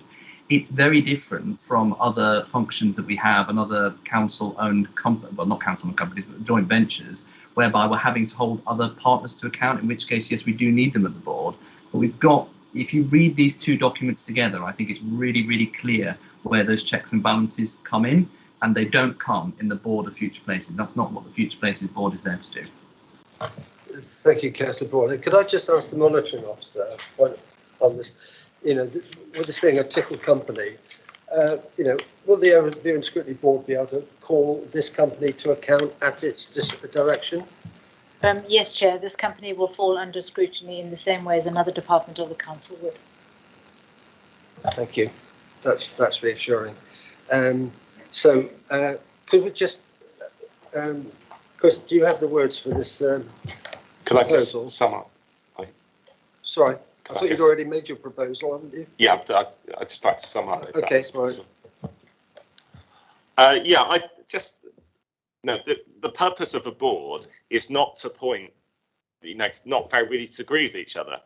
You know, the purpose of a board is to have people from a range of backgrounds who can, you know, critically comment on proposals, and for some common agreement to be forged, which was in the best interest of the company. Now, you know, one of those interests is the you know, one of the interest groups is the people that actually live in this area and have elected their representatives. You know, currently, as it's proposed, the only councillors that will have involvement will be councillors representing, well, about 40% of the votes at the last election. So it is, you know, what we need is to give confidence to those developers. Those developers that are part of the advisory board or part of the main board, even they will want to be testing opposition councillors as to what they think, so that, you know, they can be sure that this process is likely to continue in the same way. You know, there's no place in the system currently, as proposed, for non-administration councillors to have input. When I was portfolio holder, I ran a board, a cross-party board of councillors who are advising into and on proposals. You know, there's nothing that this administration has not done anything of that sort, and I don't understand what they see the threat as, because, you know, we all want regeneration, and the more agreement that we get within the council, then the more likely regeneration is going to happen. The more that decisions are made by a closed group, the more we get the kinds of papers coming through, like earlier in terms of fibre, where suddenly it really, you know, the administration realises that there might, you know, there's a lot of people that disagree with their approach. Thank you. Okay, thank you, Councillor Howe. Councillor Cox, did you want to come in before we take the vote on this? But you still wanted to come in on, okay, thank you. So have you got some words there, Chris, for this proposal? Yes, Chairman. Apologies, I'm not as quick at typing as some, so I'll have paraphrase. Yeah, if you wouldn't mind, Councillor Hill, thank you.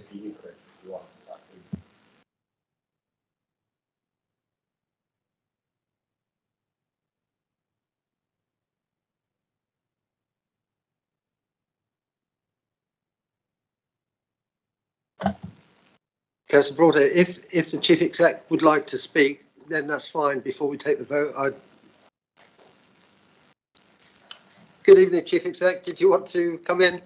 Well, sorry, Jim, not particularly want to. It was only if you wanted any reinforcing comments. But you know, my sense is the debate's an interesting one. But the purpose of the TECL company is that it is equivalent to an internal department, has the same similar controls, but actually allows us to appoint a much higher calibre of people than would normally be attracted into local government.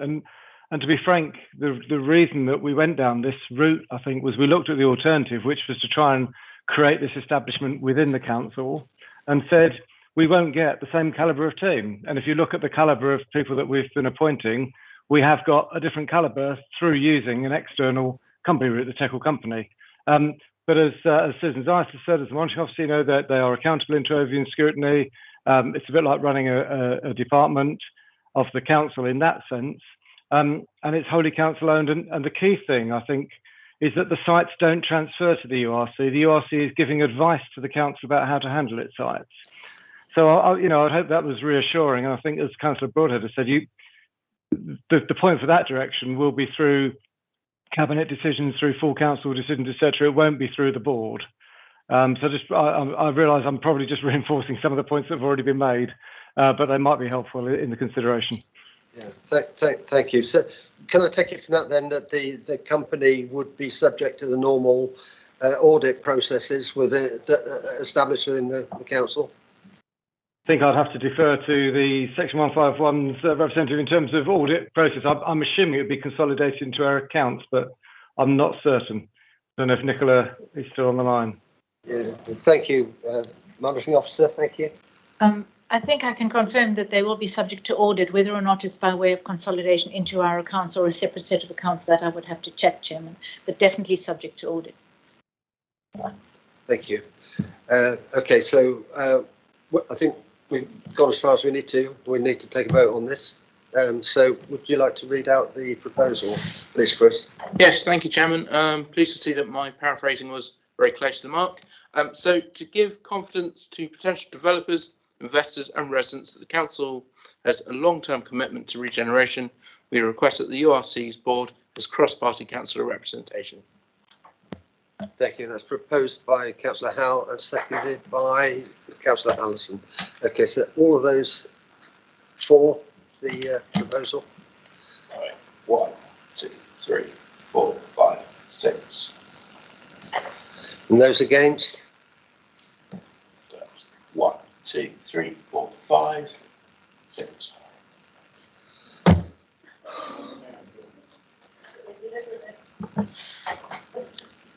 I'm against the proposal, so it's not carried. Thank you. Okay, Councillor Cox. Thank you, Mr. Chair. I'll not be long, don't worry. And I appreciate I'll probably sound like a broken record to many of you. But just one thing I want to say is that you're absolutely right. That this is a very good document. It's well written and well thought out. But I couldn't help noting down something that Councillor Broadhead had said, which was that when you recruit somebody else, he sees all sorts of new opportunities that come forward, and this seems to be the crux of the problem, as far as these opportunities keep coming forward, and they keep developing them, and they keep spending money to develop them, any good manager would place these in priority. If this was a public company, and it had gone to its shareholders and asked for 1.9 million, which I think it did, and then within 6 months went back and asked for another 200%, they'd be laughed out of court. You know, it'd just be an insult to the original investors. And if you want to, you know, I appreciate this is a huge opportunity and this is a huge project, and you just need to take time with these things. And I think I can't remember who said it, but somebody once said, if you want to eat an elephant, you eat it one spoon at a time. And I feel that, you know, there's a lot of, shall we say, politically ambitious people that want to get ahead and spend a lot of money and create a wonderful new project. And unfortunately, if it goes wrong, which if projects are rushed and if projects are put through, then there's more likely of it going wrong. So, you know, frankly, you know, I appreciate I'm a mere bookkeeper. But there appears to be no cost control going on here, because your spending is out of control. You talked about having lots of good quality people on board. Well, I haven't seen any evidence of a good quality financial accountant on board. Councillor Broadhead. like Scrooge at Christmas, isn't it? Sometimes. No, I'm just joking, Councillor Cox. Look, I'm not going to apologise for the fact that we've created a company that's finding new opportunities, which we're then funding. I think that's precisely what we should do. That hierarchy process is one. I mean, as I mentioned, the company is mere months a baby in terms of its existence, and actually are in the process now that they've done that consolidation of all of the different projects and the new opportunities which they found, for which I'm immensely grateful for. I'm not going to tell them off for one moment. That will now enter into a period of that hierarchical approach. As I've said, you've got some initial thinking of that in the business plan, which again, when you think about how little time they've had, is deeply impressive. The amount of detail they've got in there. And as I've said earlier on, not just about the initial long-term thinking, but some of the short-term ideas for some of these sites. And what they will now be doing is working into almost like a Gantt chart of when you're going to be delivering these and at what stage and when you're going to do the short-term ones, precisely as a company of this scale should be doing, a very, very commercially led way. Where you're actually incorrect in the characterisation that only a few months ago they asked for 1.75 million NAB regeneration budget, and now they're asking for more, is that they didn't ask for that first one. What we said as a new administration that came in is that regeneration wasn't working, the opportunities were not being realised. We needed to put some serious money into actually escalating that. And we took a guess for how much we might need to do. Actually, if I remember, that first iteration of that 1.75 was based on if you had project managers in the council, if you were going to do it that way, what would you do? What would you need to do? How much funds would you need to accelerate that programme?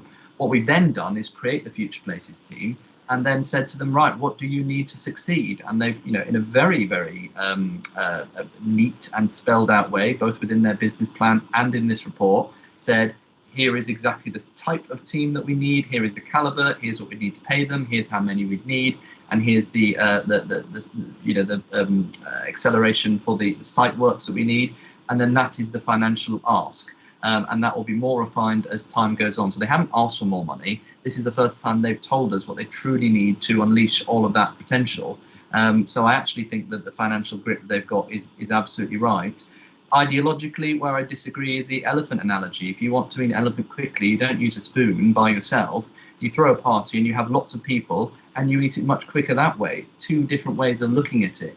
If in the analogy, the regeneration is that elephant, we're not just spoon feeding it one step at a time. We're creating that party and we're going to eat that elephant quickly. I've taken the analogy too far, Chair. I'm sorry, it's quite late.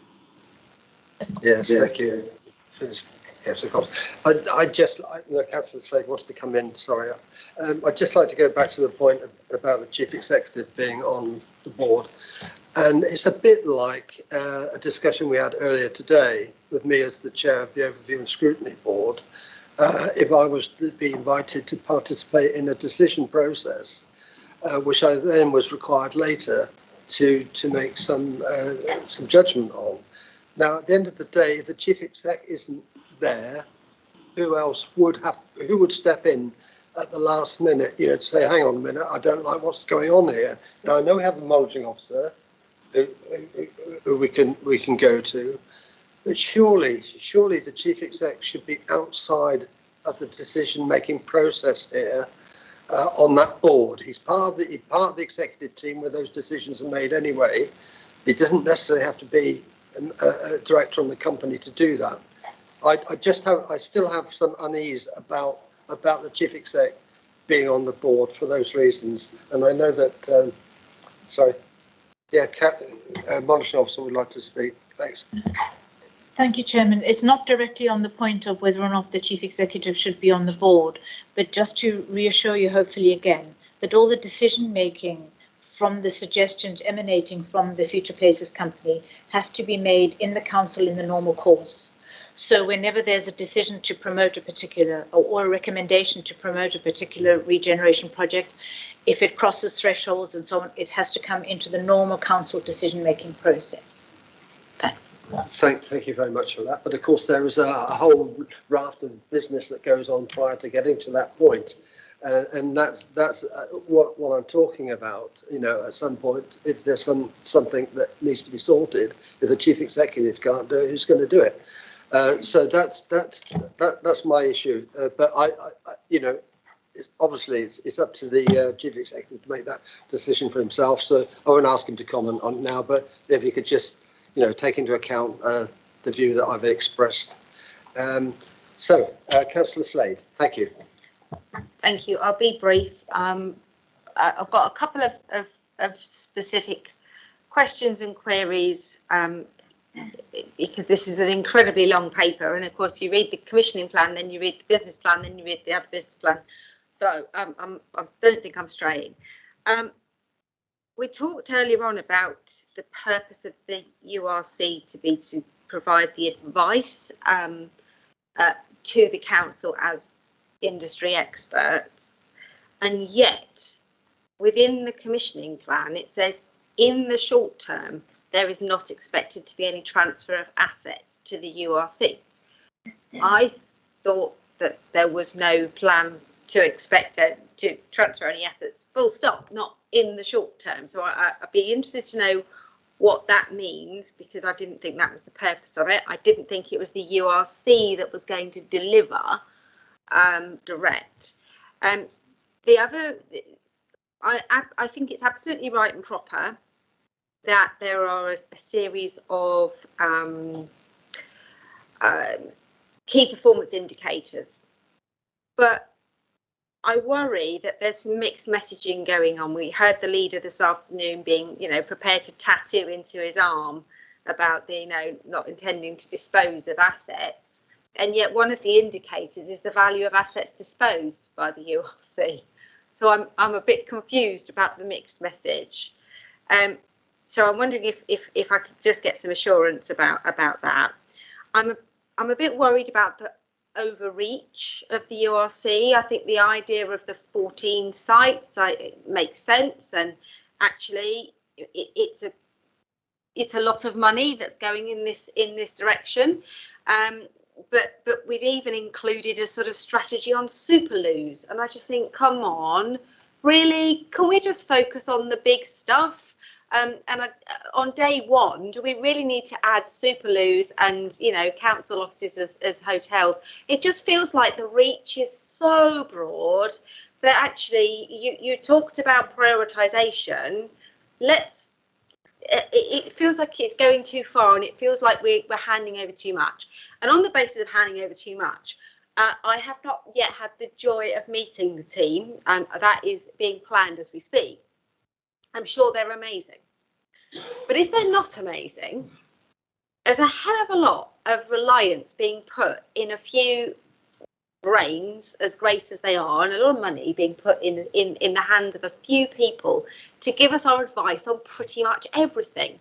And I just feel like having such a massive list of what they're going to do for us, we have a risk of putting all our eggs in one basket and not making the most of the expertise that's out there in the wider market. So that's my concerns. So I'm not being negative. I'm just worried that if this goes well, it can be amazing. But if it doesn't go well, it could be a very, very expensive and dangerous thing that happens. And the final thing I just want to say, and this is from my professional understanding of working with developers and landowners, is I'm slightly nervous about the URC also getting the job of managing all the stakeholder and consultation work on sites, because I thought, in normal practice, a developer would be expected to do a lot of the consultation work, and I wouldn't want to see the public effectively funding the job of a developer if a site is going to be developed. For example, the power station site, clearly the sort of overarching strategic, what does the community want to see, absolutely should start with the council. But if we're going to be then passing it to a developer, I'd like some assurance that the public isn't going to be funding the job of the developer to do all their community consultation on planning applications, because that feels like a step too far.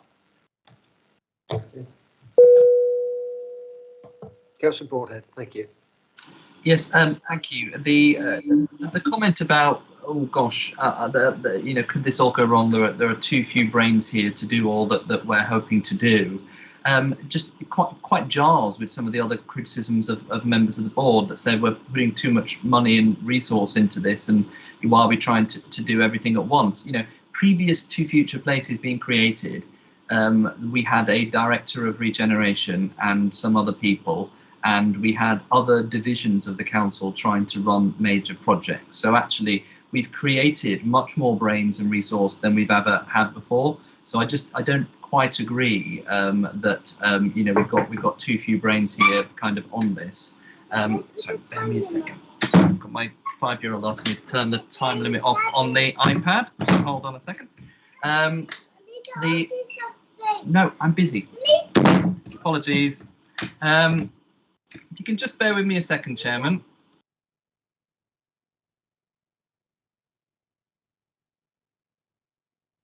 So, Councillor Broadhead, can I just come back? It's the breadth of this. It's not that it's, you know, we had a director that would do one thing, but because this is so broad, it feels that's why I'm concerned about not using consultants as we previously would have done. Yeah, and look, there's two, well, it all comes out in the wash somewhere, doesn't it? So let's say you want to do something and you don't have a team that's there funded to do it, you pay consultants to do it. So really what we're doing is probably saving a lot of consultancy fees by bringing a lot of those expertise into Future Places. So actually, you know, if you want to do stuff, it all comes out in the wash somewhere. Isn't it better to have strategic control over that team that's doing it? And you also talked about overreach. Are we being too ambitious? Gosh, why are we looking at building new toilets and things like that? It's precisely what we should be doing. We're a city region of, you know, almost 500,000 people. If we can't get on and deliver some major sites and delivering, you know, a whole host of new toilets across the area, which people have promised before and haven't delivered, and we're going to deliver, I don't think that's overreach. I think that's exactly what we should be doing as an ambitious council, as an ambitious region. You can only do that if you actually resource the team to be able to do it. So I don't think putting those things into Future Places is overreach. I think it's finally delivering on some of the stuff that people have been wanting to do for some time and haven't been able to do. The specific point about the value of assets disposed, you know, it's semantics, but I think it all does depend on what you mean by disposed. Value of assets, I think, is the important thing.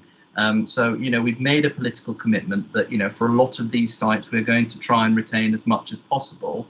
And we want the value of all of our assets to increase. And that's what the stewardship principle is about. And that's exactly what the Future Places team are supposed to be doing.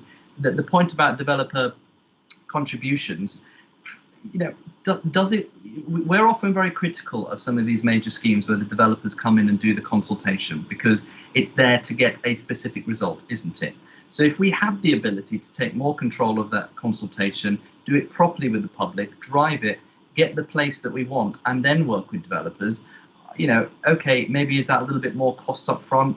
Possibly, but actually it's much more likely to deliver the solution that local people want. So I have no ideological problem with the council paying, you know, by hook or by crook, paying more for consultation than letting developers do it. I actually think it's probably the right way around in assets that we already own.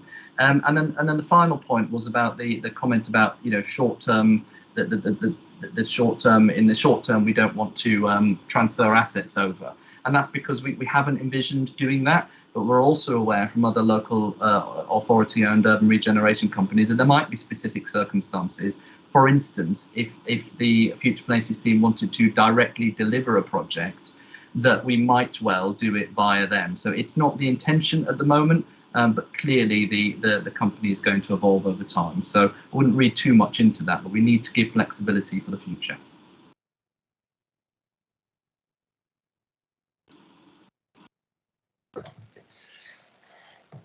Members, anybody else? Okay, it looks like we've nothing can go wrong. Sorry, Phil, we've got a bit of a technical issue here, but it does look like we've come to the end of the discussion. So thank you very much for your time. Yeah, I think there's a few things that have been raised tonight. I think it gives you some food for thought. Well, it does seem you're pretty set on the way forward. Yeah, I think we'll probably call that discussion to an end now. So thank you very much for presenting, and good night. This brings us to agenda item 9, future meeting dates, which we note. And with that, members, we'll call that the end of the meeting. Thank you.